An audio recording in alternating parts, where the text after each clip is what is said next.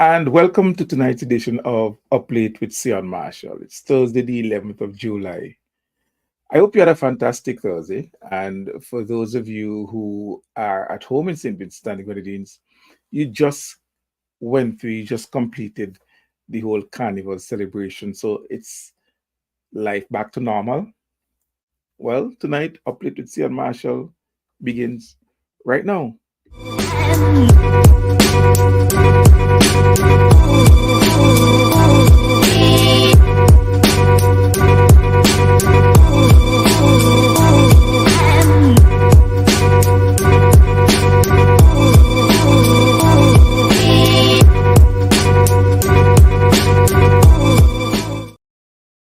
For those of you who continue to support Uplift with Sion Marshall every single Thursday, thank you.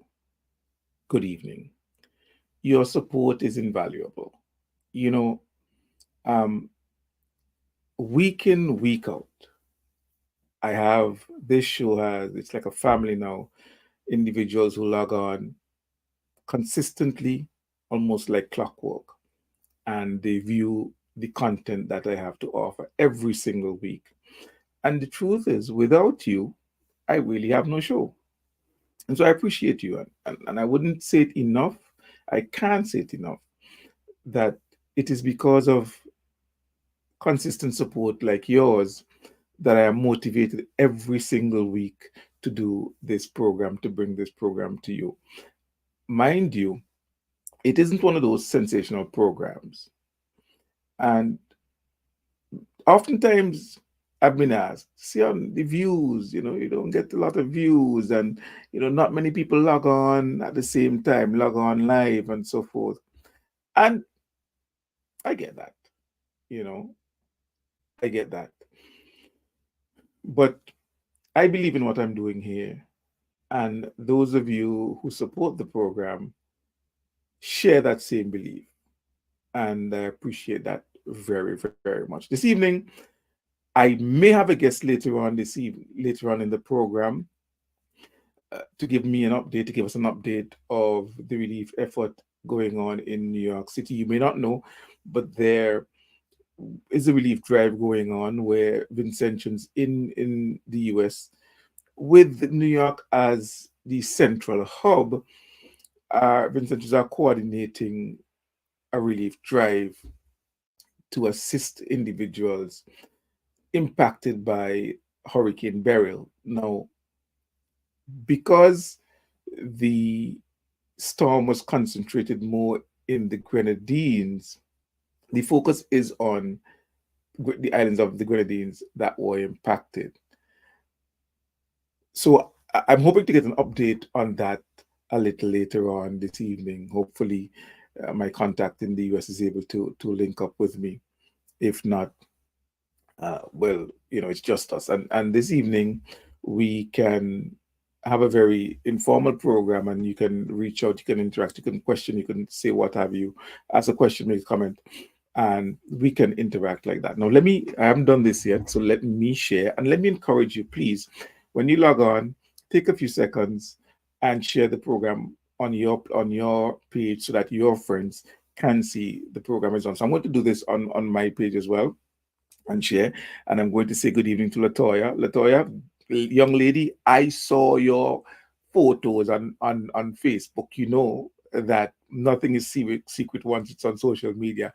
And young lady, you have been featuring for the carnival. I wouldn't say you misbehaved, but you behaved consistent with carnival. So I hope you had a lot of fun. So I'm going to share, and I'm asking you as well to do the same. So give me a few seconds. Let me share the program. Where are we now? Few seconds. Complete with Sion Marshall. Oops, oops, oops, oops, oops, oops. Sorry. Come on, I want to share you. Yes. Wonderful. So excuse the delay. I'm sharing it on my profile. And I'm asking you to share it on yours as well. And I appreciate if you did. And Latoya, I'm not so at this point you could say shh because if I saw it, everybody else saw it. So your business there road, just like Carnival, right?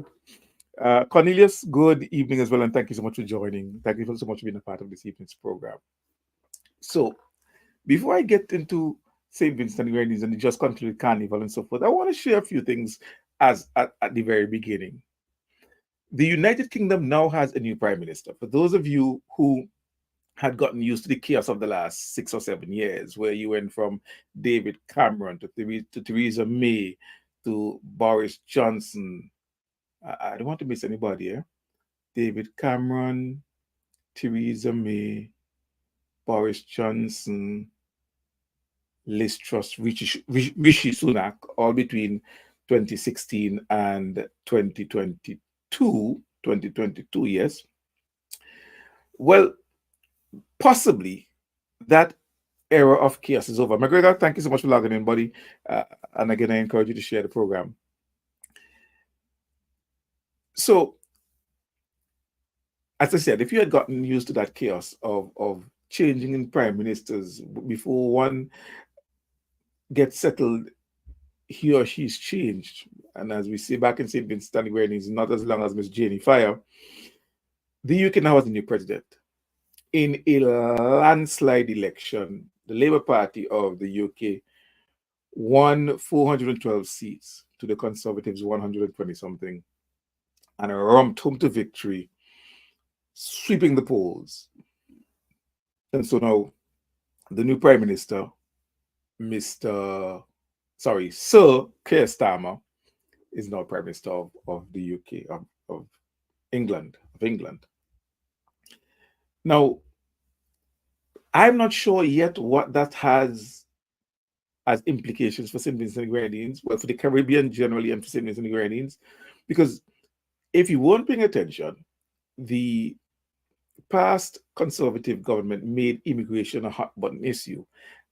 And to me, they played on the emotions of many Brits who were blaming immigrants, both legal and illegal, for almost everything that was happening in Britain. The pressure on the NHS will blame on immigrants. Housing will blame on immigrants. The problem with housing. Unemployment was blamed on immigrants. So people who couldn't find work blamed it on immigrants. I remember seeing a news interview where an individual was being interviewed about his inability to get work for over, I think, 2 years, he had said. And he was blaming all the immigrants. But as the interview continued, we learned that the individual had just been released from prison a year and a half or so ago. And it was because of his prison record why he couldn't get a job. However, that did not stop him from blaming immigrants for his joblessness. So immigrants were blamed for everything. Individuals had a problem, and I suspect they still do have a problem with the fact that quote unquote foreigners were the professionals in their hospitals, the doctors, the nurses in the NHS, and so forth.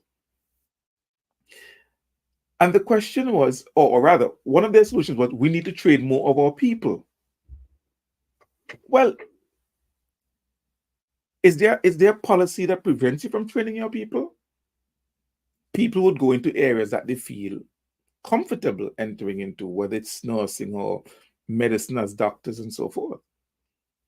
But I raise that because many Vincentians are currently employed with the NHS as nurses. Remember, our country, has a policy of controlled migration where we train nurses, and those nurses are not bound to stay in St. Vincent and Grenadines. They are allowed to seek employment wherever they can, wherever they want. And so the UK became a very popular destination. Some went to Barbados, some went to Trinidad. Individuals who can go to places like BVI. And if you can do, I think the exam is called the NCLEX, which is the US, and get into the US market as well, or even in Canada, that's also an option. So the question I guess many would be asking, and I want especially our nurses and individuals as well who are thinking of applying to the military. And by the way, just for information, a second program is coming on the military, so look out for that one. military and recruitment.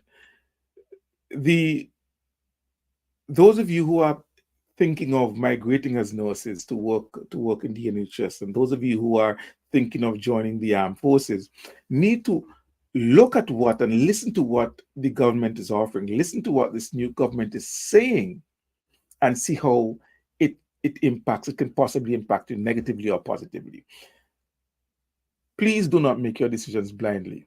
But I congratulate Sir Keir Starmer and his Labour Party government for coming into power, and a lot is expected. I think if you paid attention, and because I am here, I'm hearing a lot of what is happening.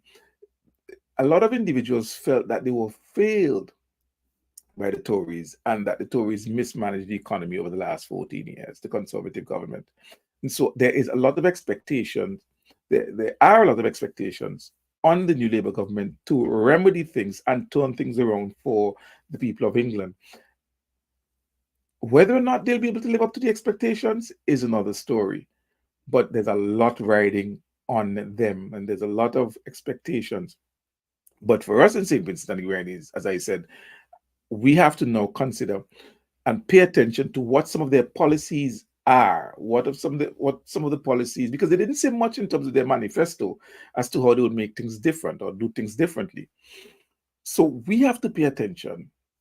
Look, to study in the UK is ridiculously expensive, and there are many things, not just tuition and the cost of accommodation, but also cost of living.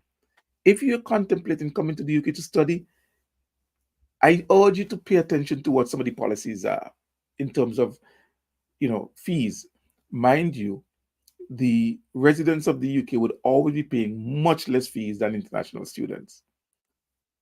So you need to pay attention to all of those issues. And for students who get scholarships, especially those, I think 40 or so who got scholarships, and I saw them, some of them in graduating over the past week at the University of Wales, Trinity St. David, you need to count your blessings, because if you were paying for that degree, listen, you would have been paying through your nose. So I just wanted to touch that issue, because I think it's a very important issue, and especially for our people as a migratory people, and with England being one of the easier destinations, especially because we do not need a visa and so forth, and because there's certain similarities. We speak English, their systems are similar because our system, legal system and so forth, patterns after theirs. It's easy for us to move to the UK. Consider how the new government taking office would impact your decision. Don't just rush into it blindly. All right. And I plan to, if you remember my friend James, I plan to reach out to James and have a discussion with him sometime in the coming weeks on the way forward, what he thinks would be the way forward with this new Labour government. I don't think he's fond of the Labour government, or rather, because he's Labour though, or rather Keir Starmer specifically. But let me not speak for him. Hopefully, I get him to come on and he would address the issues. All right. Okay, I see a lot more individuals have jumped on and said hi. Patricia, Sharissa, my past student, Rochelle, good night, all of you. All right. Now, secondly, and my friend Eva, I didn't see him log on. Did I? No, I've not seen him log on. But Latoya, can you please tell me what is going on with the West Indies in England? The first test started. West Indies gets bowled out in less than a day for 120 something runs. England goes and makes 300 plus runs. And they are all in reply in the second innings. West Indies are still over 100 and something runs behind because they're 76 for 6 or 79 for 6. What is going on with the West Indies test team? And to think I am planning to go. I don't listen. I am planning. They're supposed to be coming to Edgbaston, which is the cricket ground closest to where I am. And because I think they're in Kent now. I think no, they played the Womp in Kent. I can't remember. They're at Lords. But the thing is, I am looking because this is only day 2. They're going into day 3 tomorrow, and they can be bowled out tomorrow, so the match can last less than 3 days. Now, based on my schedule here, was thinking maybe I can do day 4 of the Edgbaston test. But at this rate, because I think they 1, 2, and 3 are already sold out, I may not get to see them because it may not reach 4 days.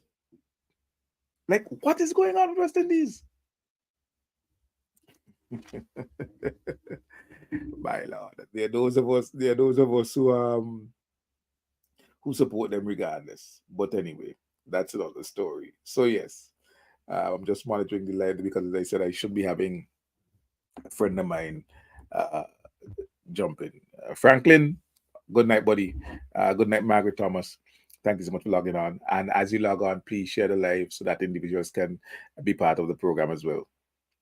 Orbalis boss, good night to you as well. And share the live so that individuals can know you're watching, and these two can log on to the program. If you're bouncing up on the program for the first time, good night. If you're logging on for the first time, good night and thank you so much. We're on every Thursday night at 9 o'clock. We're on Facebook and on YouTube. Uplift with Sean Marshall is the handle on both platforms. So please join us every Thursday night. We have some very good discussions. We have some very good guests. We cover some really good topics. As I said, my topics aren't necessarily the sensational ones, but hey. All right. Carnival 2024. It's done. And I must congratulate all of the participants, first and foremost, who got involved to make Carnival what it was.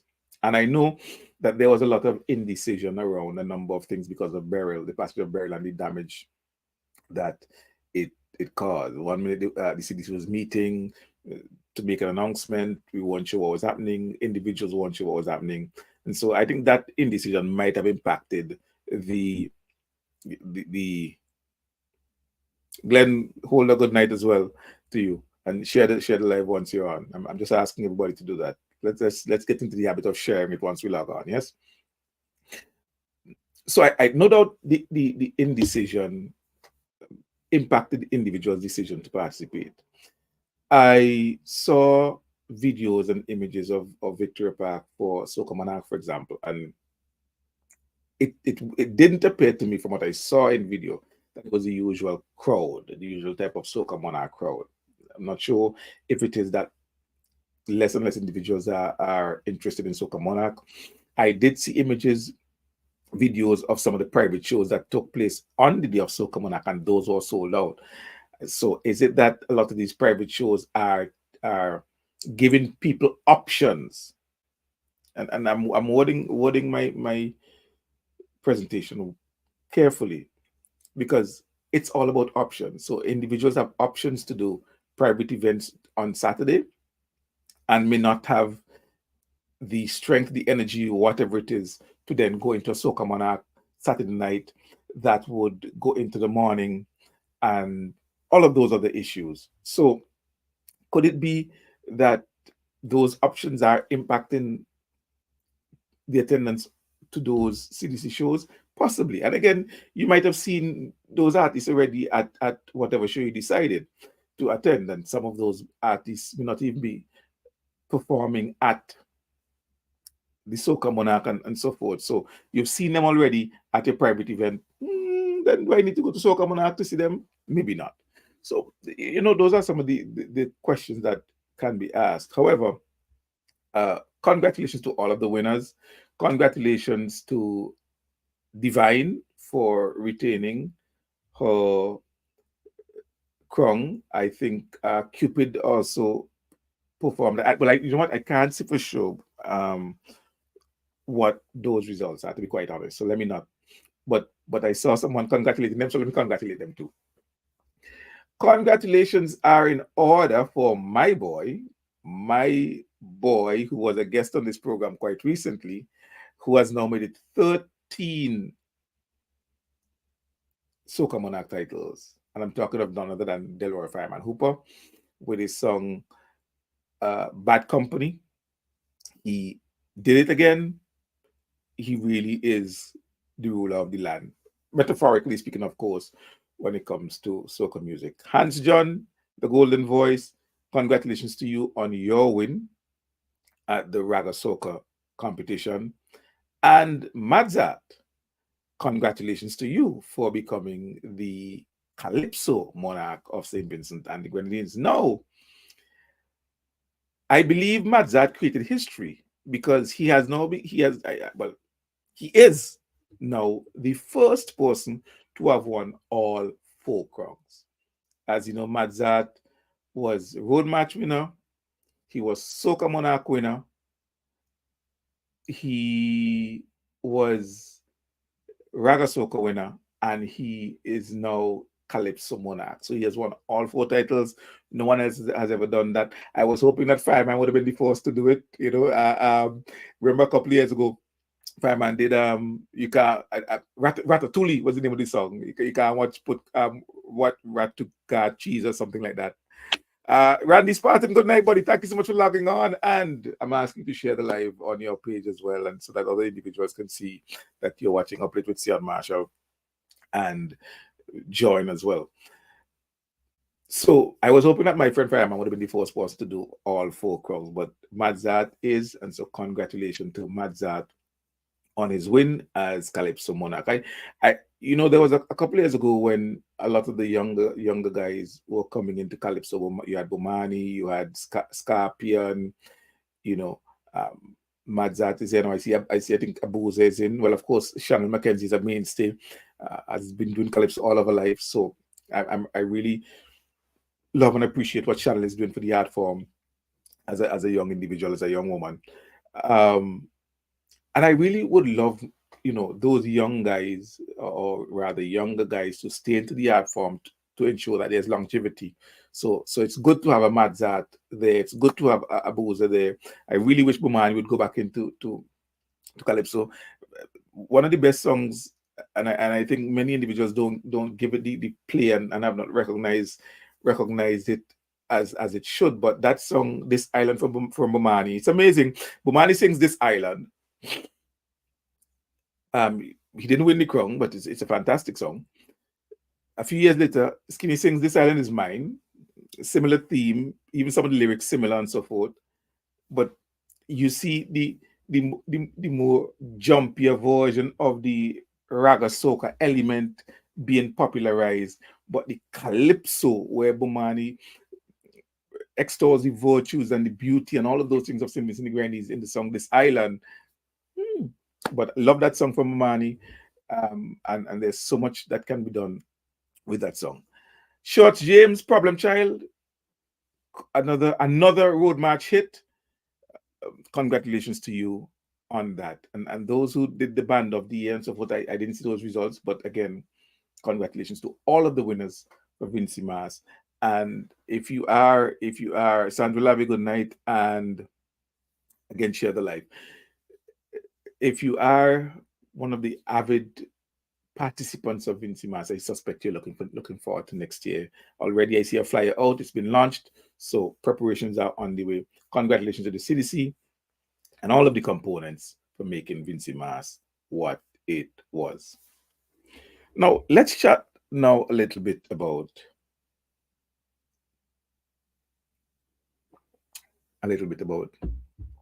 what is currently happening in St. Vincent and the Grenadines. The situation of the passage of Hurricane Beryl. Now remember, as I said, I'm waiting on a link up. I'm waiting patiently on a link up from my friend in New York, my contact in New York, who I'm hoping will be able to touch base with me before the end of the show so we can get an update as to what is happening there with regards to the relief drive that is taking place. But Hurricane Beryl wreaked havoc on the Southern Grenadines, specifically Union Island. Well, not specifically Union Island, but Union Island sustained the majority of the damage. Myro got a lot of damage as well, significant damage. Canawan also had damage. Beckwith had some damage. and the mainland also had damage. So there was damage throughout St. Vincent and the Grenadines, but it is agreed that Union Island suffered as a single location the most significant damage. And so there's a lot of focus on Union Island. It is unfortunate, in my view, that some individuals have taken the opportunity to create tensions and conflict with regards to the impact of the hurricane. Because we're all in this together. I remember, and I said this last week when I was on air with Snag, a friend of mine I reached out to, tried to reach out to a few individuals on Union Island. And a friend of mine, was saying, we hear from the authorities, we are waiting. And I said, well, it's still early days, because I think this was Tuesday morning early when I reached out. But I said, have some hope and patience, as difficult as it might be to say that now. But those who are responsible, those who are in authorities, would make the necessary journeys and assessments and so forth to make sure, to see how things are, and also put things in place going forward. Sometimes I think, and it's understandable, so it's not a criticism, but we're having a discussion. All right. Okay. Obelisk gives Vincy Martin A. All right. Good. Now, it is it is not supposed to be a knee-jerk type of reaction when something like this happens. When a disaster happens, even as in your view, as a resident and someone who's impacted, things have quieted down, there are some protocols that need to be followed. There has to be an all clear given. And then even after an all clear is given, there must be an assessment of the situation, of conditions, before things are put into motion. And even before things are put into motion, there has to be a mobilization, because even as the hurricane was coming, you saw photos, you saw NEMO was mobilized, you saw meetings being held, you saw photos. Everybody was in that meeting, education, shelter management, everybody. Once the all clear is given, then it has to be mobilized. And you have to understand, it must be understood, that the mobilization would occur within the context of of our resources in St. Vincent and the Grenadines. We do not have helicopters. If the airport on the island is damaged, then it limits the ability for flights to get there.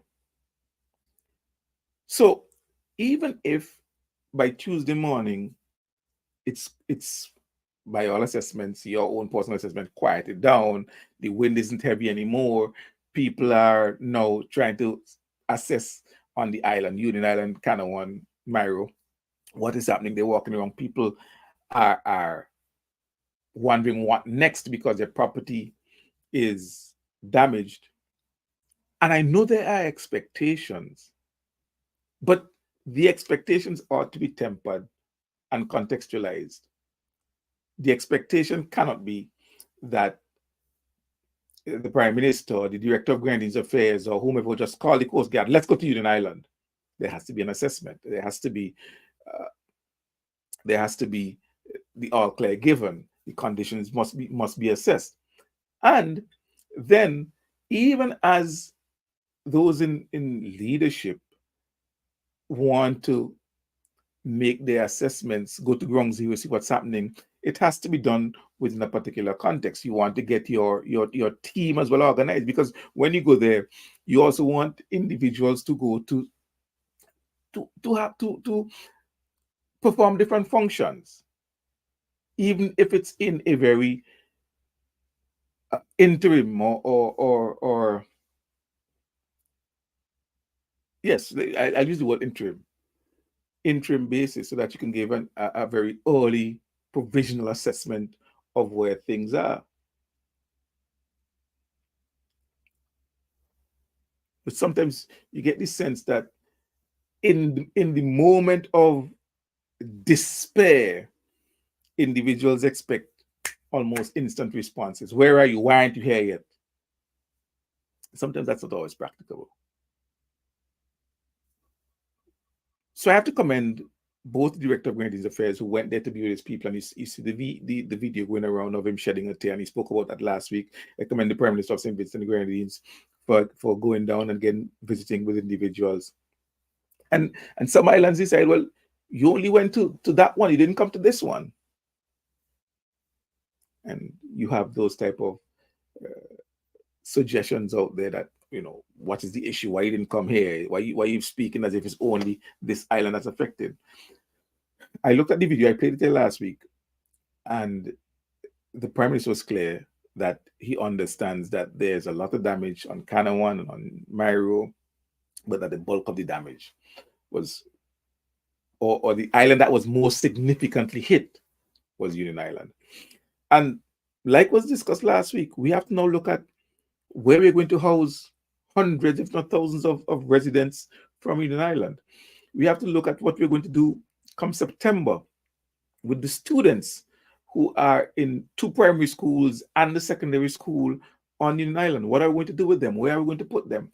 And so the whole psychosocial needs of those students would be in different classes, different schools, away from their friends, away from their familiar location.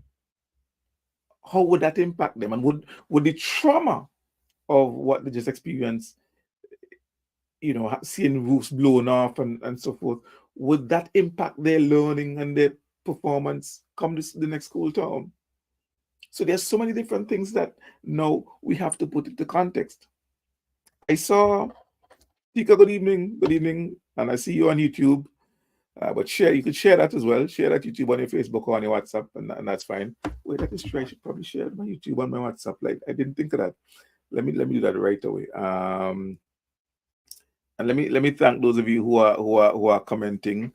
I'm not able to read all of the comments just yet, but Obale says Vincent must take these weather storms reports more seriously, especially those living on coastline. I agree with you. This whole thing about God being a Vinci and all that stuff isn't always going to work. I saw that video with the young lady making such statements. Let me put this up on the board. It says, I saw the statement, no one is special in this situation. It's collective body of effort. Absolutely. I agree with that. Absolutely. It's a collective effort. Yes. Rasta in the city too. All right. So if you're on YouTube, you can share that link on your WhatsApp status and so forth so that individuals can get it. And I didn't think of doing that. So let me go and do that right now. Sorry. If I'm sounding a little jumble, let me do that now. So hold on. So let's share that. Where are we? So don't tell me I don't know how to share the YouTube. Oh my Lord. Oh, there it is now. Yes, share WhatsApp.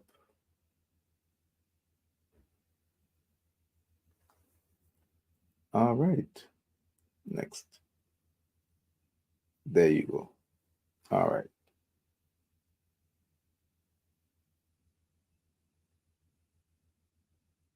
Oh yes. Somebody just pointed out an error I made.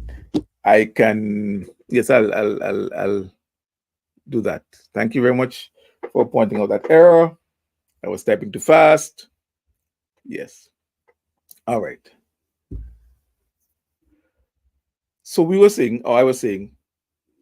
So I saw on the news that the U.S. has donated to St. Vincent and the Grenadines, and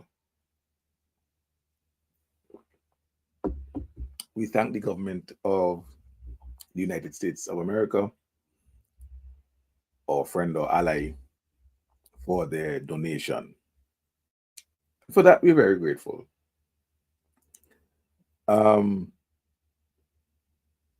But let me make this next comment, and hopefully it is taken in the context it's intended. Those of you who went to church, you know the story of the widow's mite. So, just for a little context, Jesus Christ and his disciples in the temple, and people are bringing their offerings and so on, their gifts to the temple. Those guys who are rich, they're walking up big and bold and they're making a lot of noise, pouring in the gold coins and things, jingling in the box. And so, of course, they're drawing a lot of attention because when you're pouring out a big bag of money, coins and so forth, making all noise, people see it and say, wow, that's a lot of money. But there's this lady, a widow. She had 2 pennies, 2 coins, and she shame. So she's trying to pick a time when nobody's paying attention to try and sneak up, to try and drop it in quickly and run.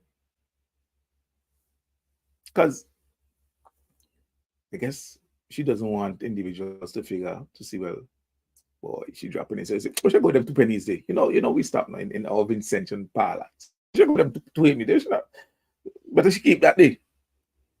So she's looking for a time, an inconspicuous time to just sneak in, drop her 2 pennies and run without anybody noticing.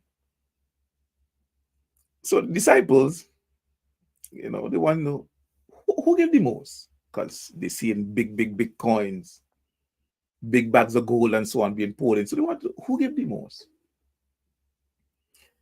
And possibly in a surprise response to them, Jesus says, look, you see that woman there? That lady who gave her two coins gave the most. And I could imagine they being dumbfounded. Like, what do you mean? She only gave 2 coins. Have you not been paying attention to the bags and bags of gold and silver that were being poured in? What are you talking about? And the response that Jesus Christ gave was, she gave all that she had. In other words, she gave 100%. And you may have heard the adage, to whom much is given, much is required. Now, in a situation like we find ourselves as a country, no one is obligated to giving us anything. Nobody. But without sounding ungrateful, if we're going to give you something proper now. Have you guys been following the war in Ukraine and the war in Gaza? The billions and billions and billions of aid being pumped into war to kill? Billions. But in a humanitarian crisis of a disaster, 1 million? Again, I don't want someone ungrateful. So we thank the youth for their donation because they aren't obligated to giving us. But if you go and give you something proper because you could afford it. You have the means to offer more. So you're coming in a time of crisis, humanitarian disaster, humanitarian crisis because of a natural disaster. Hundreds of people have lost their homes, so there's going to be lots of rebuilding and so forth required. Even the interim, as you people and house people and so forth, a lot of resources required. 1 million. The Bible is filled with a lot of stories, and I think just like you have proverbs and you have African proverbs and so forth, I think one of the possible one of the explanations I've heard is that the Bible is filled with a lot of quote unquote proverbs that we ought not to take literally, but in them are life lessons. So I'll jump to another one before I move on, and even as I still wait for my contact in the US to possibly contact me and let me know if at all he is able to join. Sorry there, give me a second. Right. So I jumped into another one before I move on. And you might have heard of the story of Ananias and Sapphira. Again, this guy comes up and says, listen, I have some land, I'm going to sell it and I'm going to give you the proceeds. I'm going to give the proceeds to the cause that you have. You're volunteering it. But at the end of the day, when the land sell and you see the money, too much to give, so you keep that peace. Now, understand that when Cuba gives to St. Vincent and the Grenadines, Cuba, the Cuban Republic, gives out of its wants, out of its needs, because they're not rich. They've had a debilitating embargo imposed on them, an illegal embargo imposed on them for over 50 years that has crippled their economy, and yet they managed to survive. But they gave. Venezuela, again, another country that is under the pressure, the thumb of an oppressive and illegal blockade and so forth, having their assets stolen and confiscated illegally, they give, even under all of those circumstances. And the world's largest economy gives $1 million. And so you ask yourself, when time comes for a decision to be made in terms of support and allegiance and solidarity, you would get upset because we show solidarity with Venezuela or with Cuba. Fundamentally, let me make this clear. Our support as a country for those countries is based on principle. Absolutely. And so if you listen to any of our representations at the OAS regarding Venezuela or Cuba or Nicaragua, you understand that our statement or stance fundamentally grounded in international law and the respect for the UN Charter. So on that issue, there is absolutely no question. But then, when along with that issue, you have the second issue of these guys being there for us even in their deepest, darkest hours, how much more committed do you think we would be if we have principle and law on our side, and then we have their benevolence and generosity to back that up? So we thank the US. We thank the US for their assistance. But in my bold-facedness, as someone who's quote unquote, they don't say beggars can't be choosers, but in my bold-facedness, I am saying, come on, the US, come on, United States, you could do better than that. You could do much better than that. But we thank you, and we're not ungrateful. And mind you, I'm not speaking on behalf of the government of St. Vincent and Grenadines. I'm speaking as a private citizen who is a Vincentian, who thank you for your generosity, but believe that you could have done better. But the rebuilding continues. And so now money is going to have to be borrowed. Remember we borrowed money in COVID? Remember we borrowed money in using the rapid fund from the IMF?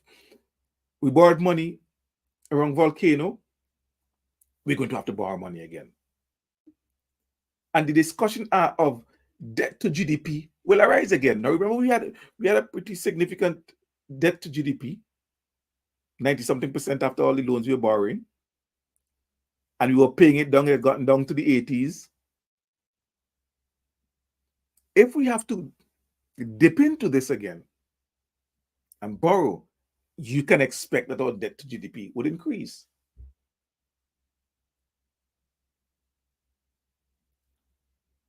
As soon as it appeared that we were turning the corner and things were happening, you had the new sandals investment. You saw the Holiday Inn possibly right on the cusp of opening. We're about to start uh, the Marriott. As soon as it appeared that things were now turning around in the right direction after COVID and volcano and Hurricane Elsa, and we were experiencing that time of despair, it seems that nature had other plans and has thrown large segments of our society, of our community, of our country back into serious despair. But we said last week, and I believe this was up with, I strongly believe this, I hold this to be true, that at times like these, when it appears that St. Vincent and Grenadines is being knocked down and we are at our worst, we have a type of leadership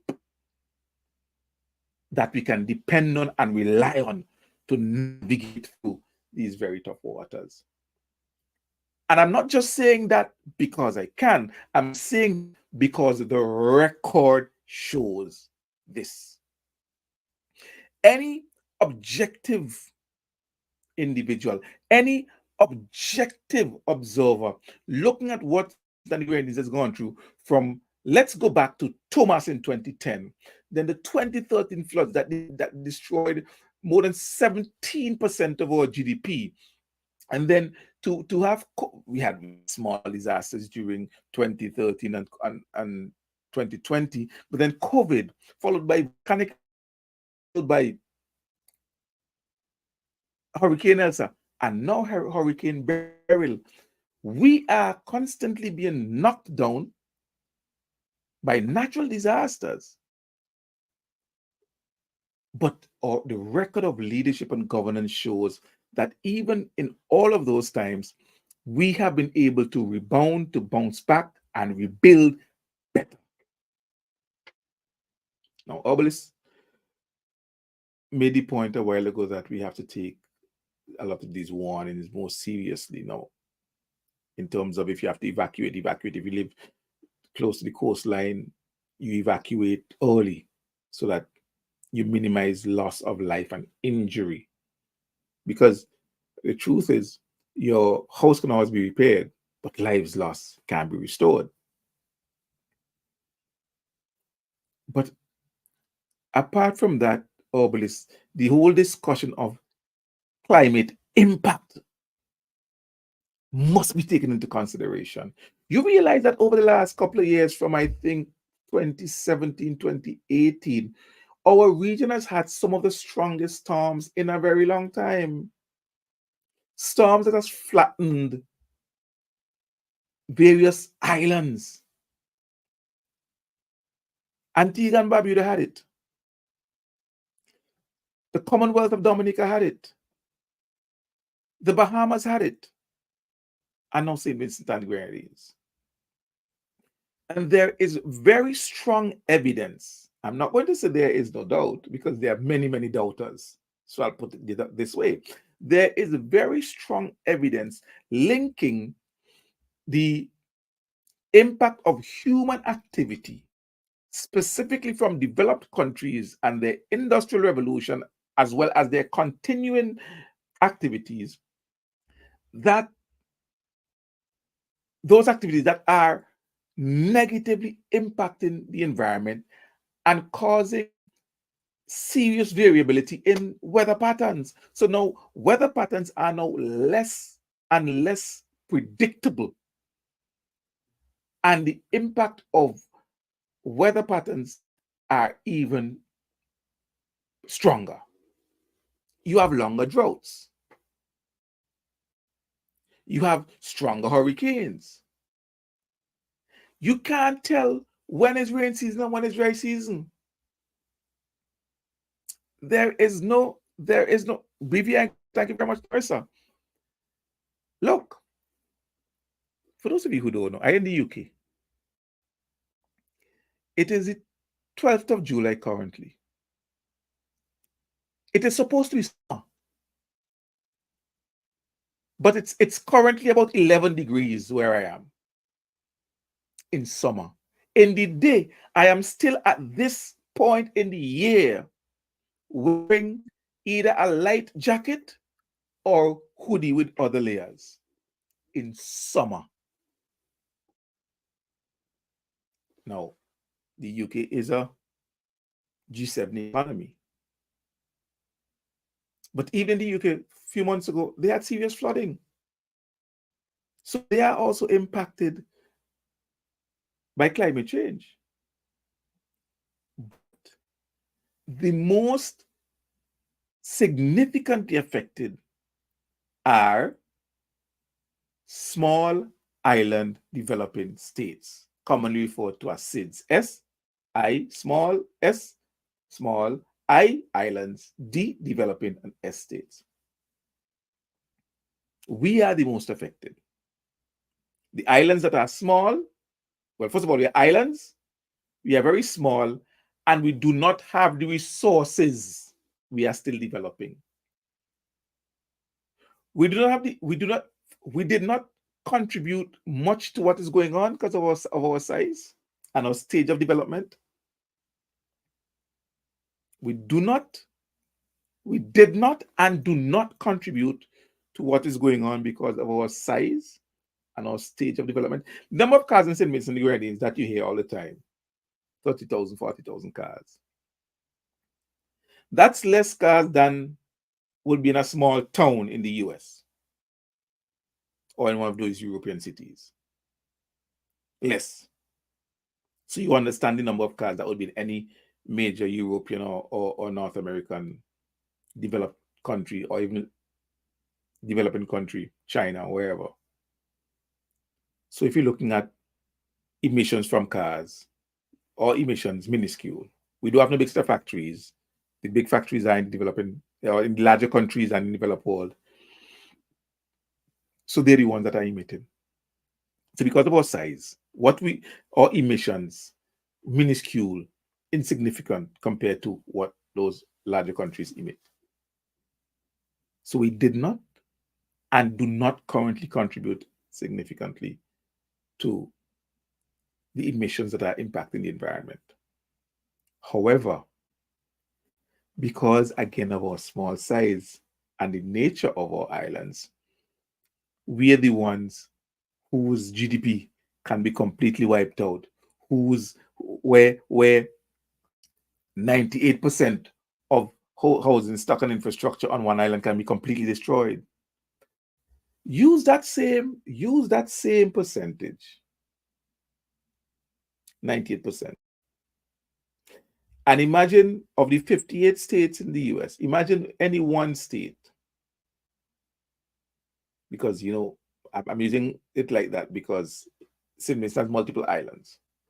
Imagine one state having 98% of its housing stock damaged or destroyed, and another state having 60% of its housing stock damaged or destroyed, and another state having 40% of its housing stock damaged or destroyed. I mean, I'm using figures in collation with Union and Mario and Kanawha and so forth.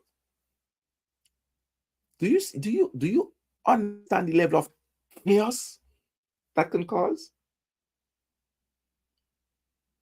But that's what we're exposed to, small islands. When a category 3 or a category 4 hurricane hits, we understand and expect significant. And we do our best to ensure that we're engaging in climate resilient infrastructure and climate resilient building. My good friend Narissa, who's watching, who's on, was part of the project that constructed those homes in Orange Hill. And as an engineer, she explained to me how solid, because they had said that these prefabricated homes could withstand up to a category 4 hurricane. So maybe we might have to be looking at some of those homes going to Union Island. Category 4.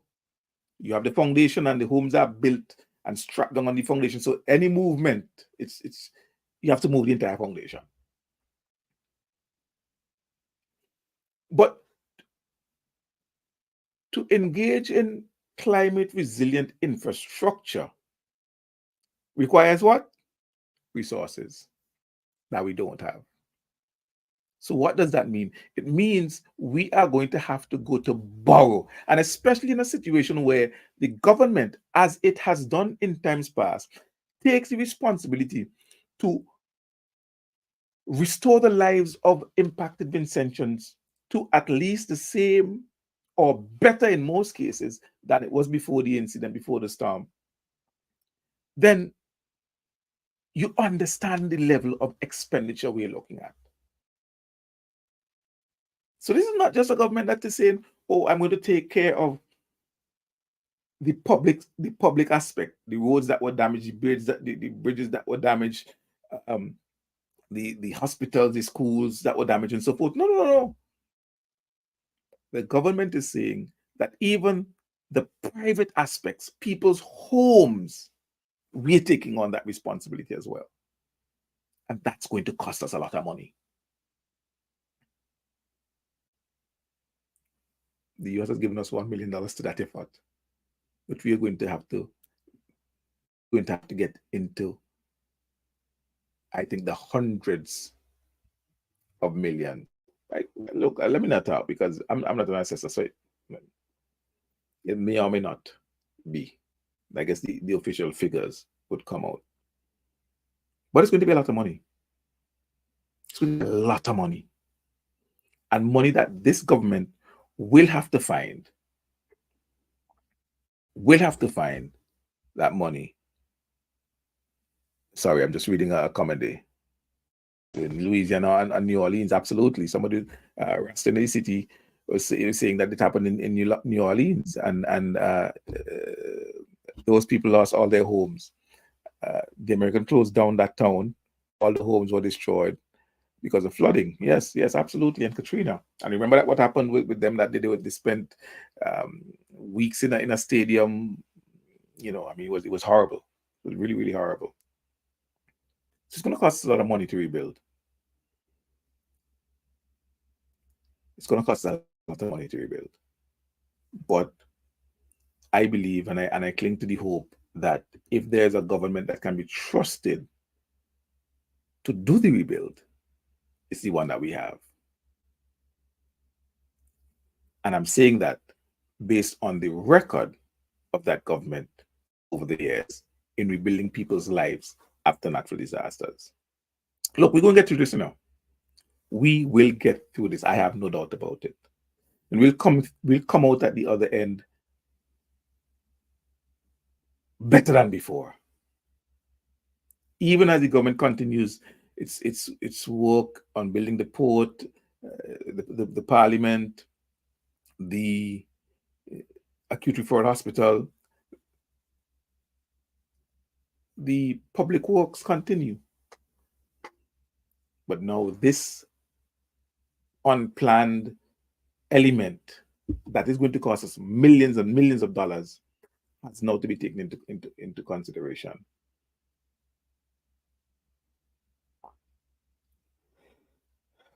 Can't blame people for losing their house because it ain't their fault. It ain't their fault. But I'm in solidarity with them. As I said earlier, I was expecting my good friend from New York, but that's not possible. We're almost to the end of the show. We're to the end of the show. And he has not been able to contact us to give us an update on what the relief effort in New York over the weekend was like. I'm going to try to reach out to a particular government official over the course of next week to try and have on the program to talk about the actual rebuilding of it. Hopefully that works and we will get some context on that. All right. But look, as I close the program this evening, we talked a number of things, but the focus is really on the relief and the rebuilding. We have to get it done. It has to be done. And I believe it will be done. because, like I said, our government has the track record of rebuilding lives, of rebuilding infrastructure, of rebuilding our country. As a matter of fact, the process of accelerating national development and building 20th century, 24th century relevant infrastructure began with this government. As I said, accelerated, building proper schools, making sure that we had an international airport, making sure that there's a bridge over Raboka. I mean, you couldn't in the 24th century have part of the same landmass separated from the other because of submarine. Building a new port, you see that acceleration in the right direction. That was started with that acceleration began with the ULP, and no doubt that work will continue as we go forward. But even as different events would throw things in the mix, Cumberland, because of 2013 floods and the community in Hollywood, out at Orange Hill and Sandy Bay because of eruption, and now the Grenadines. Well, we have the track record of 2013 and 2020 and 2022 to show how this government responds. And so those impacted in the Southern Grenadines and even on mainland St. Vincent and the Grenadines can rest assured that all leaders, all government would do what is necessary to put their lives back together. From the ashes, from the rubble. In 2022, it was from the ashes we will rise. Well, tonight, we can say from the rubble, Union Island, Mairo, Canouan, Bequia, and St. Vincent will rise. Until next week, Thursday, when I'm back with you with another edition of this program. Let me thank you so much for tuning in, and thank you so much for sharing, and bid you a good night.